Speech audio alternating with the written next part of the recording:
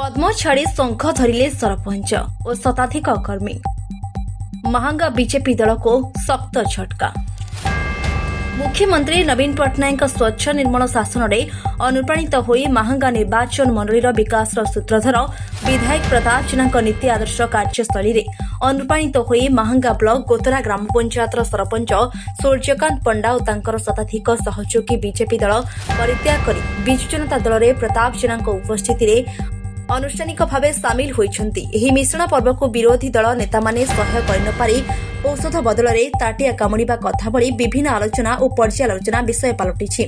एपरिकी विरोधी जेते जहा हीन चक्रांत कले मध्य महांगा अंचल विकास सारथी हेउछन्ति विधायक प्रताप जेना।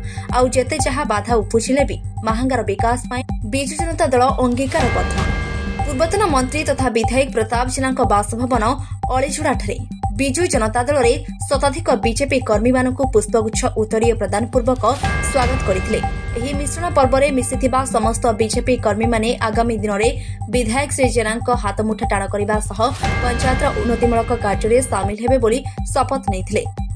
महांगारू दयानिधि साउंक रिपोर्ट एएम मीडिया 24।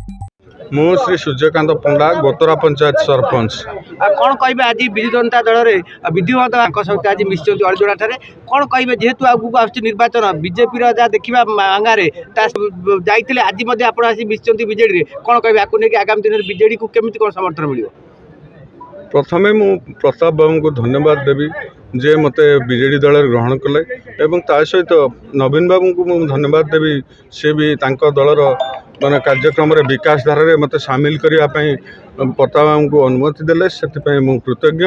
एवं आज जो आमर मिश्रण पर्व है ये मिश्रण मुख्य कारण है बीजेपी जो कैंडिडेट देला जो टाइप कैंडिडेट देला जोटा कि आम समस्ते आश्चर्य हो गलु जार कौन परिचय ना लोक भी जानी ना से कौन एक अजना जगह आज हठात स्टेरा हेले तेणु से माने असंतुष्ट प्रकाश कली एवं स्वाधीन न जावाई निश्चित कली एवं निजे स्थिर करनेली मु नवीन बाबू को विकास धारा सामिल हेबे एवं गोतरा पंचायत विकास कार्य करी। अच्छा आगामी आशा तो करुचु 1000 लीड हम किंतु कथा हूँ गोटे जिनस हूँ भी अधिका हो पारे जदि आम श्रृंखलित रही ताले निश्चित अधिका हो। आज आपन सहित केते समर्थक शताधिक समर्थक मोर जोगदे आपण मैंने भी देखी